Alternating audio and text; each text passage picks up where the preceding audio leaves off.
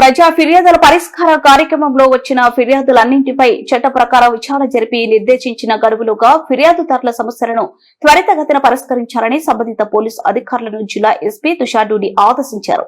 ప్రజలు తమ సమస్యలపై న్యాయం పొందేలా నిబద్ధతతో పనిచేయాలన్నారు.